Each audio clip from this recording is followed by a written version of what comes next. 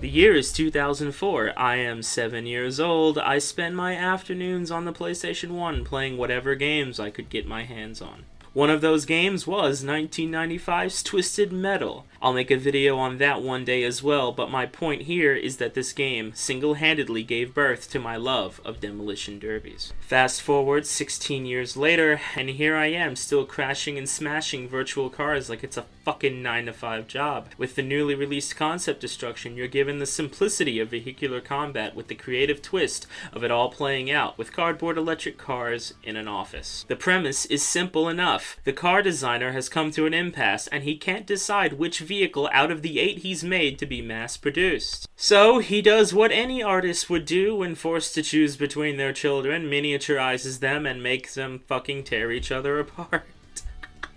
The game's graphics and style immediately make me harken back to 2017's Drawn to Death, and although the games themselves couldn't be more different when it comes to gameplay, I can't help but wonder if David Jaffe's last title may have helped contribute in Concept's charming levels. The entirety of this game takes place on a single wooden table in which cardboard buildings and structures are reorganized, and crafted in such a way that keeps most levels fresh and with something new to explore or play with, including a stadium, a rooftop, and the designer's leftover pizza to drive around on. The Bulls is easily my favorite level in the game, as the only exit out of the stage very quickly becomes a choke point where I've seen upwards of 6 cars pile up at the door, desperate to escape. Every playground needs some cool toys to choose from, a selection of cars, each with varying stats, and a selection of paint jobs. These cars can handle very different from each other, and seem to represent a different class of vehicle each. Off-road, muscle, supercars. There's enough variety here that you'll find choosing your preferred one satisfying enough, albeit with an unfortunate lack of customization. Each car can be torn apart in a number of ways during gameplay.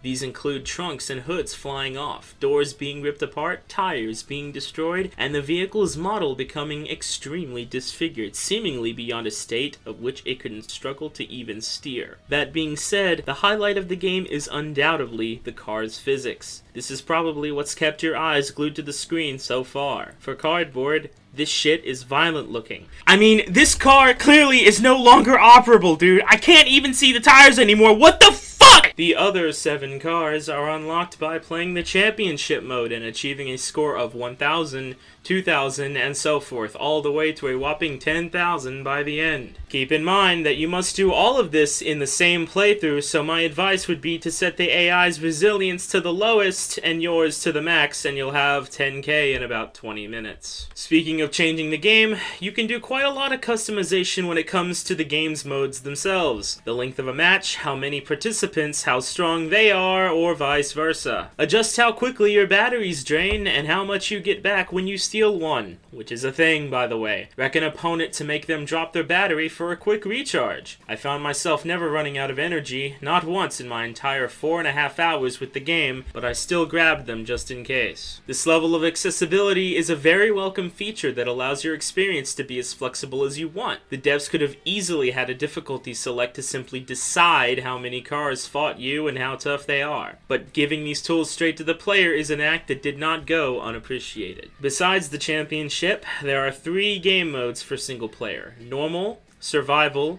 and tourism. These are fairly self-explanatory: a simple fight, an all-out attack where the enemy targets only you, and lastly, a free roam to just enjoy the view. Justin Couch, you magnificent bastard, wherever you are. You have blessed my ears with this damn soundtrack. Half the time I'm making crucial driving mistakes because of the metal telling me to go faster. I won't drag on, but just here, have a listen.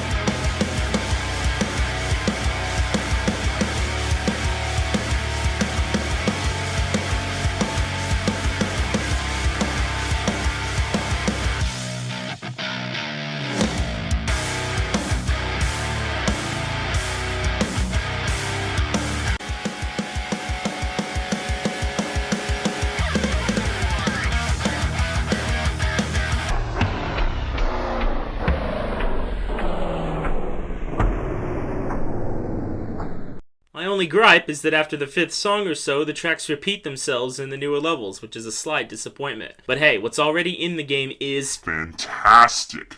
That being said, I still have a few issues with the game in general. This game leaves a lot to be desired content-wise. It's an extremely short experience by yourself, and you'll have unlocked most, if not all, cars within the first hour. Also, the game's achievements are extremely lacking and far, far too easy to complete. While I'm sure most trophy hunters fetch an easy 100% here, it should not be possible to earn a platinum within an hour or less like I did. Dare I say, this game should not have even come with a platinum reward. Perhaps an award for destroying 100 vehicles in total would have been a nice addition, or an achievement for beating the story with an AI resilience of 5 or higher. These, however, are nitpicks at best. Also, this game is full of Easter eggs. The soda can and its way too much sugar, the pizza box and its snake? Badger? What? These, along with references to Thynice's previous game, Twin Robots, did not go unnoticed. Well done. Concept destruction is a wonderful callback to classic games that remind us that a game doesn't need to be complex and deep as long as it's plain old fun. If you're like me, it takes you even further back, to making cities out of books and DVDs, driving Hot Wheels cars around dressers. It's a wonderful 3 to 4 hour experience that I'd highly recommend. Did you know? Concept Destruction has only one developer. As a matter of fact, Thynice Games is one man for the most part. Pablo Rojo has been developing games for 11 years and quit his day job just last year to go all in with game making. This is a huge time for any dev, especially someone in the indie market. And I want to personally congratulate him on a successful launch and wish him the best in his next title, Cross Crush. The link to his website will be in the description below. Check him out. And that is a wrap. If you like this review and want me to cover something else, leave a comment below. I'll make sure to respond in one way or another. Really, engaging with you guys this last month has been the best part of this channel by far. I'm out, and good night. A selection... Oh, that sounds so fucking bad, I want to die. Hold on. Every playground needs some cool toys to choose from. A selection of cars. Oh my fucking god, Alex, you're right. For top spot. Fuck. Try again. The pizza box... Oh, fuck. Let's... Oh, no. Bad. Concept destruction is a wonderful callback to classic games that remind us that a game doesn't need to